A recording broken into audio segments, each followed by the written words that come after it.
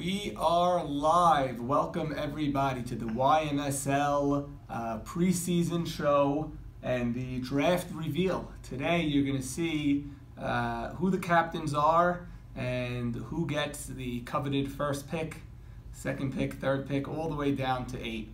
My name is Norman Jamal. I am the new commissioner of the league. I want to thank everybody for signing up and showing me your support. I really do appreciate it. And on my left here is Saul Towell of the championship Baltimore Orioles. Saul, thank you for joining us today. Happy to be here, Norman. Thank you. Saul, a lot of new things to go over. I'd like to go through it pretty quickly because the rules are going to be sent out to everybody. They're going to be posted on our brand new website, which is coming out phenomenal. We hope to launch the website in the coming days or weeks. Everyone will be impressed by the new website. So we're going to have the rules up there. I'm going to email them out to everybody. But just to go over a couple of the new rules and to go over the draft order. The captains for this year, in no particular order, are the following people. Zack Ashkenazi, Jackie Towell, Daniel Towell, A.B. Saka, Elliott Saka, Sonny Shalom, Morris Casson, Max Sutton. Strong class. Strong class. 3 of those captains were in the World Series just last year. Yes. Dano, JT on the winning side. Of course, they had the nasty breakup. And then, of course, Zach on the losing side. Every one of these captains has a very strong pedigree, great reputation, and we were very, very specific with who we picked as captains this year because of a lot of the new rules that we're implementing. No one is going to agree or disagree with every new rule. It's new rules. The committee met. The committee met 3 or 4 different times. They really put a lot of time into this. We understand that some rules people will not like, some rules people will like. We feel that change was needed to the league, and that's why we made a lot of these rule adjustments. We have the best interest of the league in mind. We're going to try our very, very best to make this league as good as it possibly could be. The Ymsl has so much history, and Bobby Marabi ran the league so great. He brought it to totally new levels. But we'd be lying if we didn't say the last 3-4 years in the league have been on a steady decline, and we need to fix it. I think that leads us right to our first rule in terms of structure and organization when it comes to the fact that all players must wear a uniform every game, no exceptions. Yes, so the uniforms are going to be beautiful this year. Everyone picked their size already when they registered. They picked their number, and you can have your names on the back of the uniform, beautiful team names on the front, your personal name on the back, the Ymsl logo, and we want a team to look like a team. We don't want to show up and not know who's on what team and one guy wearing a black shirt. So this rule will affect Saban, famous for his Speedbag Scissorhands shirt. Jeffrey Saka, I don't remember the last time he wore a uniform. And a bunch of other guys that bring their own shirts or whatever. You're paying for the uniform, so you might as well wear the uniform and look like a team. Before we proceed with rule changes, let's reveal one of the picks. And I guess we'll start from the bottom up. The 8th overall pick, Saul, I'm ready to announce, is going to be Sonny Shalom.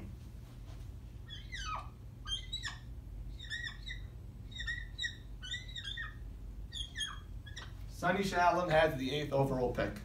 Now, getting back, another rule adjustment that we made, and this is going to be this is the big one. Perhaps one of the more thought about topics in the offseason. We debated with this a lot. We spoke to people that have played in this league for years, people that we were trying to get to come back to the league, and we've got so much talent coming back to the league this year. It's wild.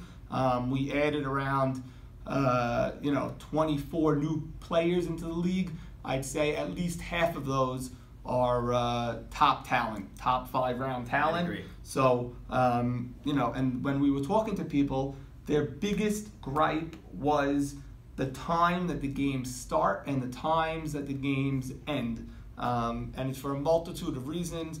Umpires were not showing up on time. The start time was not so clear. There would be one time, but there was a 15-minute leeway or whatever. Right. Teams were taking 20-minute hit-arounds. 20-minute hit-around. 30. Exactly. We made it simple. It's called 9x9. 9x9. Beautiful name. You have to have 9 players at your field by 9 ready to start the game. Every team is drafting 12 players. There's no reason you shouldn't have a full team 40 minutes before the game starts. When I was captain, I had my full team there an hour before the game started. So there's no reason you can't get at least 9 guys on your team by 9 a.m. Right. The game is going to start at 9 a.m. The umpires are going to be there 9 a.m. That was a big concern. They're going to be there. Captains have to exchange their lineups before that, so everyone knows who's slotted with who and all that. But by 9 a.m. we're starting the game. And if you're not there, if you don't have 9 guys by 9 a.m., you are officially on the clock and in danger of forfeiting the game. By 9:15, it's a forfeit. If you don't have 9 guys by 9:15, it's a forfeit. If you don't have 9 guys by 9 a.m., you are giving up the top of your first inning. Okay? That means you are the road team. You're going to step up. You're the road team. You should be batting first, but you are forfeiting that inning.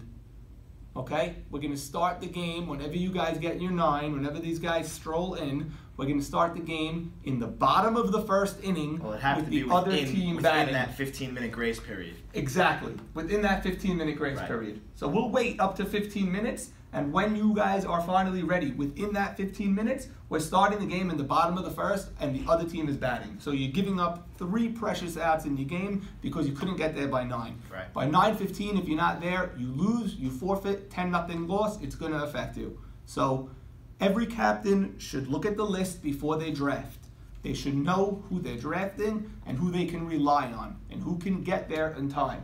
To me, it will never come up. It will never happen. There's no reason people don't get there for a 9 o'clock game, 8:15. That's me. So that's the rule we went with, Saul, and I think we're ready to reveal the 7th pick. I think we're ready as well. The 7th overall pick in this draft is going to be none other than Jackie JT Tower. Wow. Your captain from this past year. My World Series captain. One of the 2 World Series captains. And Jackie is slotted where, Norman? Jackie is a first-round talent, and he is slotting and picking himself in the first round. So. Wow. Okay.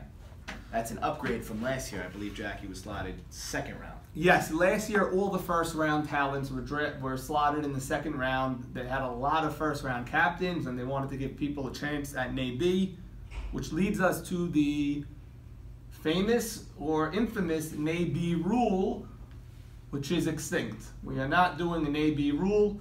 You can pick NAB with whichever pick he's available for. Most assume he will be the first guy taken off the board. That's my guess. But if you take him, you're not going to be penalized by losing another pick later in the round. So there is no NAB rule this year. Essentially, if you take him first overall, your next pick would be the last pick of the 2nd round. That's more than enough. Snake draft. Yes. Exactly. Should we reveal the number 7th pick, or should we go with another rule? I think we should give the fans the 7th pick. The 7th. The 6th overall pick. Right, we did the 7th. We're on to the 6th. Is going to be none other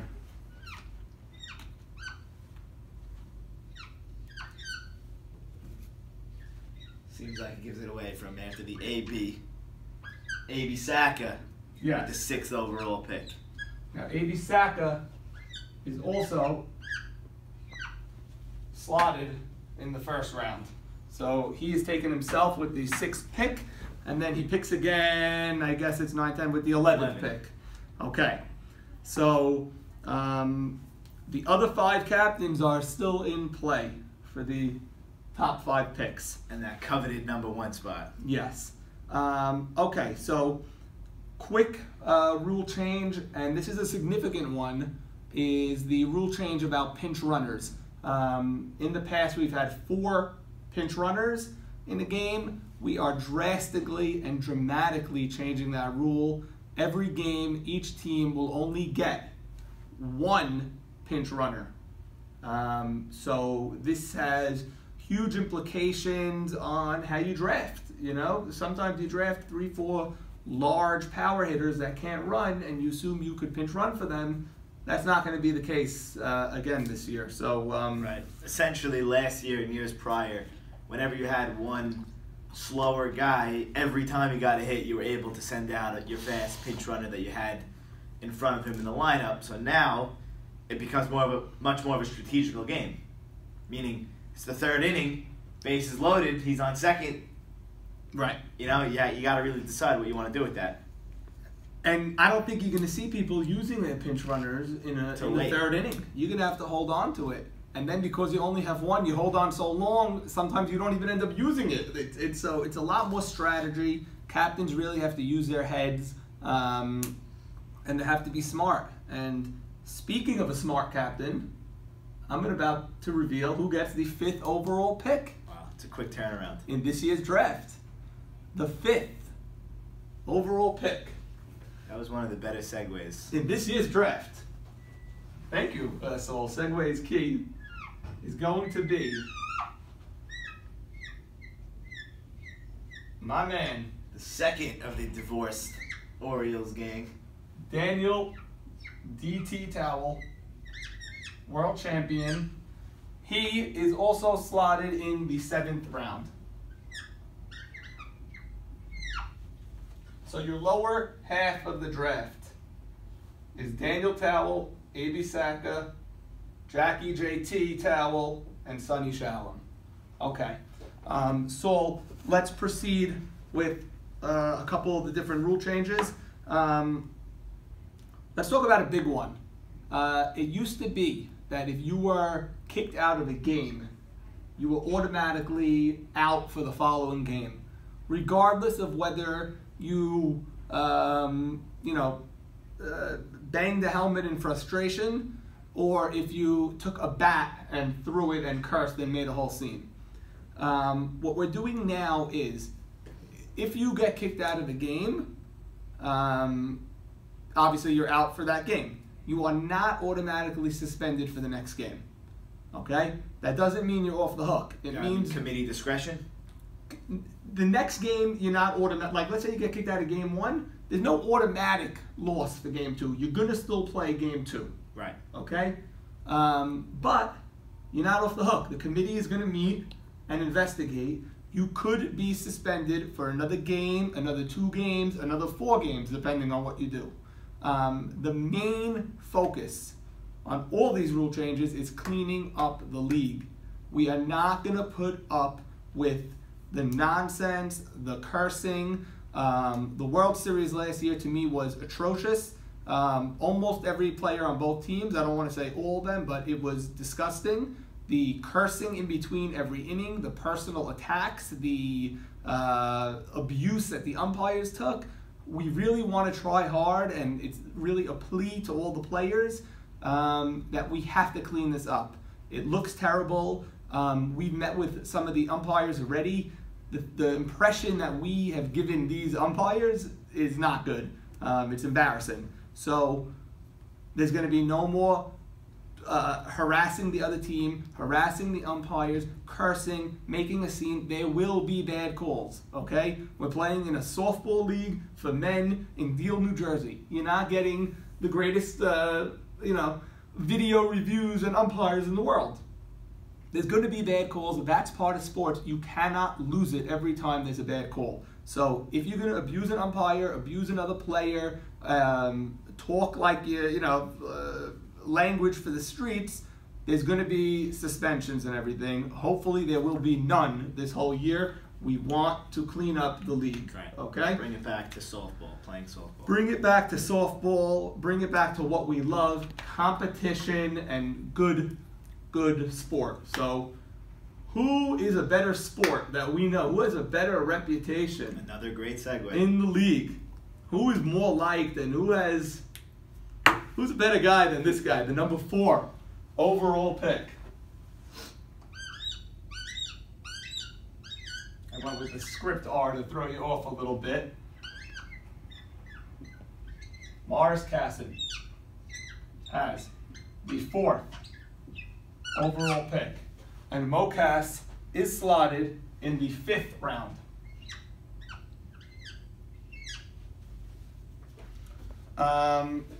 So that would leave the 3 captains that can still get the number 1 spot would be Elliot Saka. Correct. Max Sutton. Correct. And who's the last? Zach Ashkenazi. Zach Ashkenazi. Those are the 3 still in play. Sure, you're watching eagerly. Yes. Okay, so continuing with the rules, in the playoffs, when we have whichever teams make the playoffs, there's going to be no more of the pick your opponent rule. We're going to go standard seeding. In the 6 teams make the playoffs, 2 of them get the bye. The remaining 4, the 3 will play the 6, the 4 will play the 5. In the next round, the 1 will play the lowest remaining seed. It's not going to be a bracket. It's going to be the 1 plays the lowest seed, and then we go from there. The 2 plays the next seed. Right. One more thing talking about playoffs, and I know this was a concern for a lot of people. We're going to go over how the rankings are. I'll send that out in the rules, how we determine who's seeded where in terms of a tie. But you will not get eliminated if you have the same record as a playoff team. There will be a play-in game in that case. Meaning, if your team is 6-8 and my team is 6-8, and we are both tied for the last playoff spot, okay? Even if I swept you, correct, it would not be the deciding factor. Correct. Some will say you should definitely be in because you swept me, and then others will say, yeah, but you went 4-8 against the rest of the league, and I went 6-6 against the league. So there's 2 ways to look at it. The way we see it is that it should be a playing game to determine who gets in. And that playing game will be played on the last day of the season. We're not going to reschedule and wait for 14 schedules to come out, personal schedules, who's available. The last day of the season, if you're in a position where your teams are tied and you want a chance to get in, play the game. Right. You will know the week before, oh, it's possible that... It's definitely possible. Depending how it falls out, we may have to play a playing game. Exactly. So, with the 3rd overall pick, we are going with the Z-Man. Wow. Zack Ashkenazi. And he is obviously a 1st-round pick. Of course. So, it's between Elliot Saka and Max Sutton for the 1st overall pick. Very exciting. Max, staple in the league. Elliot, a new captain. Exactly. Now, the first time I was ever captain, I got a lower pick, but I traded up to get Ali because I was co-captains with Carlos, but we needed a star to solidify us and to make people know that we're a real team. Right. So Elliot's a first-time captain; he could use it. Max has been around forever. He's always successful captain. So we'll see how it goes. And it seems like, barring a trade-up, Zach and Naby will not be having a reunion at the 3 spot. Okay, now the draft rankings. So the biggest rule change, and I want everybody to know that we did not take this rule change lightly. We discussed it, we hammered it out, we listened to the feedback from people, and you know, people had strong reactions. I want everyone to understand that the rule that we went to in terms of replacement players is the same rule that this league used for the majority of its history. This is the way it used to be. And that is, temporary replacements are gone. If someone is injured and they're out for the year, you could replace them. If they're missing a week or 2, you can't replace them. That's the bottom line. So if someone is missing 2 weeks in May, you know, regular season, you can't replace them because they're coming back. If you do replace them, that person is not eligible to play in the season again. So most people seemed okay with that. In the playoffs, same thing. There's going to be no temporary replacements. So if anyone is planning to miss playoff weeks, they should have filled it out on their form. Captains should do their research, see who's available, see who's not available. And if someone is missing a playoff game, the captain will have the choice if he's replacing him or not. If he replaces him, he's going to get a player 20 picks below from within the league. This will all be spelled out in writing when we release all the rules. But that's a big rule change. In the past, it's become a little bit of a mockery that the team you play in the playoffs has nothing to do with the team that played in the regular season. Would you lose the player for the series or for the rest of the year? He's out for the year. He's gone. So I'm a big fan of not replacing people. I'm a fan of you drafted 12 guys, play with those 12 guys. Next man up. Next man up. The Untouchables around 5 years ago won the championship when they lost their starting pitcher. So don't tell me it's not possible, because Jackie Bawabe, who was their 11th round pick, went on the mound and pitched that team to a World Series championship. I've played on teams where the opponent didn't have their first round pick, and we somehow managed to split with them. So it's not the end of the world. You have 12 guys. You're not facing, the 98 Yankees. Relax yourself. You could still win a game against a team, whether you're shorthanded or they're shorthanded or whatever it is. Team sport.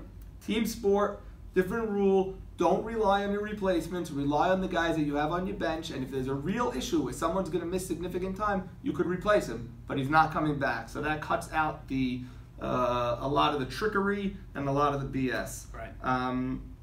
So are we ready to reveal the... I think, how should we do it? I think we should reveal the 1, and then... That's fine. De facto, the 2 is... You want to go de facto, the 2. Okay. I feel like that's how you kind of do it. Like, you give third, first, okay, and second. Okay.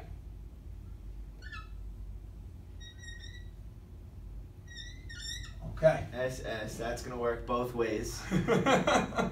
Not giving away much there. The first overall pick in the 2019 YMSL draft. The first year of NRJ commissioner is